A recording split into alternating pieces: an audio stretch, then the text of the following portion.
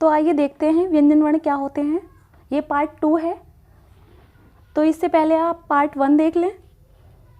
तो क्या होते हैं व्यंजन वर्ण? जिन वर्णों का स्वतंत्र अस्तित्व नहीं होता तथा वह वर्ण जो हमेशा स्वर वर्णों की सहायता से बोले जाते हैं उन्हें व्यंजन वर्ण कहते हैं। हिंदी में व्यंजन की मूल संख्या 33 होती है और कुल संख्या कितनी होती है? 39। तो आइए अब पढ़ते हैं व्यंजन वर्ण के वेद। तो व्यंजन वर्ण के वेद 6 होते हैं। कौन कौन से होते हैं? नंबर 1 स्पर्श व्यंजन, नंबर 2 अंतस्थ व्यंजन, नंबर 3 ऊष्ण व्यंजन, नंबर 4 संयुक्त व्यंजन, नंबर 5 द्विगुण व्यंजन, नंबर 6 वैदिक व्यंजन। तो आइए सबसे पहले पढ़ते हैं स्पर्श व्यंजन। क्या होता है स्पर्श व्यंजन? जिन वर्णों के उच्चारण में कंठ, तालु, मूर्धा, दंत, ओष्ठ आदि का अधिक उपयोग होता है उसे स्पर्श व्यंजन कहते हैं।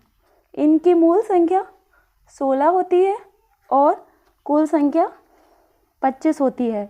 तो आइए देखते हैं स्पर्श व्यंजन कहाँ से कहाँ तक होते हैं। तो क से मा तक जो होते हैं वे स्पर्श व्यंजन होते हैं। तो देखते हैं क, ख, ग, घ, अंगा, च, छ, ज, झ, या, ट, ठ, ड, ढ, अणा, त, थ, द, ध, न, प, फ, ब, भ, म। तो ये सब क्या होते हैं? स्पर्श व्यंजन होते हैं। पर क वर्ग का 5वां, कौन सा? 5वां, और चा वर्ग का 5वां, और ट वर्ग का 5वां, और ता वर्ग का 5वां, और पा वर्ग का 5वां, ये सब क्या होते हैं?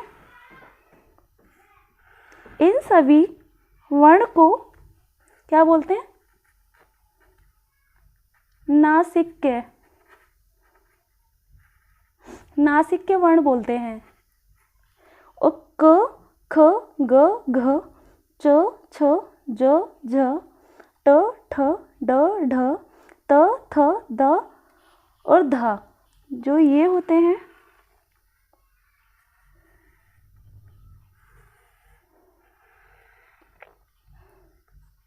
इनको बोलते हैं मूल स्पर्श व्यंजन। इनकी संख्या हमने बताई थी कितनी होती है? 16 होती है। तो आइए हम गिन लेते हैं। 1 2 3 4 5 6 7 8 9 10 11 12 13 14 15 16। तो हमने कितने बताए थे? मूल संख्या 16 बताई थी और जो कुल संख्या बताई थी 25। कैसे बताई थी 25? आइए देख लेते हैं। तो क वर्ग में कितने होते हैं? 5। च वर्ग में होते हैं 5। टा वर्ग में भी कितने होते हैं? 5 होते हैं। ऐसे त में 5 और प में 5। तो ये टोटल कितने होते हैं? 25। कितने होते हैं? 25। तो अब आगे पढ़ेंगे अंतस्थ व्यंजन। क्या होते हैं अंतस्थ व्यंजन? देख लेते हैं।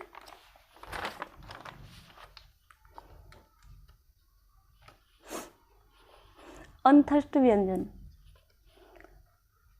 जिन व्यंजन वर्णों के उच्चारण में श्वास अंदर की तरफ खींची जाए उसे अंतस्थ व्यंजन कहते हैं। इनकी संख्या कितनी होती है? 4 होती है। तो देख लेते हैं कौन कौन सी होती है।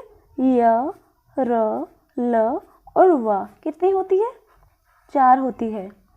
जो य और व होता है, या और व, इसको आप अलग से नोट कर लीजिए। एग्जाम में कभी कभी पूछ लिया जाता है कि अर्धस्वर किसे कहते हैं। जो या और व होता है उसे क्या कहते हैं? अर्धस्वर भी कहते हैं। आइए नंबर 3 है ऊष्ण व्यंजन। ऊष्ण व्यंजन क्या होते हैं? जिन व्यंजन वर्णों के उच्चारण से शरीर में गर्मी पैदा हो जाए उसे ऊष्ण व्यंजन कहते हैं। इनकी संख्या कितनी होती है? 4 होती है। तो देख लेते हैं कौन कौन से होते हैं। श, श, स और ह। 1 2 3 4 कितने होते हैं? 4 होते हैं। तो आप बोल के भी देख सकते हैं इनको। जैसे इसमें बोला है कि जिनके उच्चारण में शरीर में गर्मी पैदा हो जाए। तो आप बोल सकते हैं श, श, श और ह।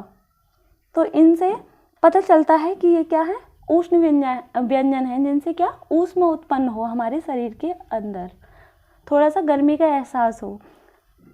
अब नंबर 4 है संयुक्त व्यंजन। क्या होते हैं संयुक्त व्यंजन?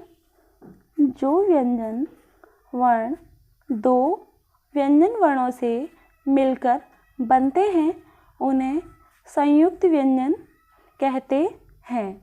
इनकी संख्या 4 होती है।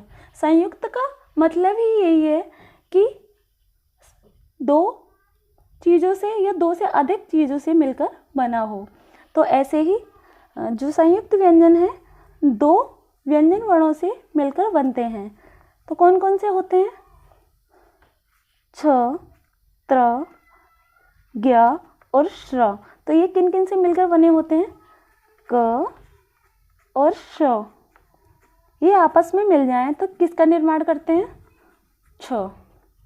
और त और र आपस में मिल जाएं तो ये बनाते हैं त्र।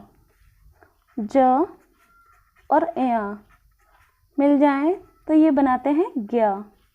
और श और र अगर आपस में मिल जाएं तो ये बनाते हैं श्र। तो ये एग्ज़ाम में बहुत बार पूछा जाता है कि जो छ है वे किन किन वर्णों से व्यंजन वर्णों से मिलकर बने होते हैं, या त्रा है किस किस व्यंजन वर्णों से मिलकर बने होते हैं। कभी श्रा पूछ लिया जाता है, कभी ज्ञा। तो आप इनको ध्यान से पढ़ लें और इनके नोट्स बनाते जाएं। तो नंबर 4 है द्विगुण व्यंजन। क्या होते हैं द्विगुण व्यंजन? जिन व्यंजन वर्णों में दो व्यंजन वर्णों के गुण पाए जाते हैं उन्हें द्विगुण व्यंजन कहते हैं। इनकी संख्या 2 होती है। कौन कौन सी? ड और ढ। कौन सी? ड और ढ। आप याद कर लें कितनी होती है? 2 होती है। और अलग से ये नोट कर लें कि द्विगुण व्यंजन को उत्क्षिप्त व्यंजन, कभी कभी एग्जाम में पूछ लिया जाता है कि जो उत्क्षिप्त व्यंजन होते हैं वे कौन से होते हैं। ऐसे ही इनको आगत व्यंजन, निर्मित व्यंजन आदि नामों से भी जाना जाता है। अब लास्ट रह गया, इसको भी पढ़ लेते हैं। नंबर 6 है वैदिक व्यंजन। जो वर्ण व्यंजन केवल वेदों तक ही सीमित रह गया, हिंदी में जिनका उपयोग नहीं होता, उसे वैदिक व्यंजन कहते हैं। इनकी संख्या 1 होती है। इसको इस तरीके से लिखते हैं, जो वैदिक व्यंजन होता है जैसे ला बनाते हैं पर ये ला नहीं होता, इसे बीच में इस तरीके से बनाते हैं। इसे लुंठित, मतलब जो हमारी भाषा होती है हिंदी, उसमें इसे क्या बोलते हैं? र। इसे लुंठित रा कहते हैं। परंतु जो मराठी भाषा होती है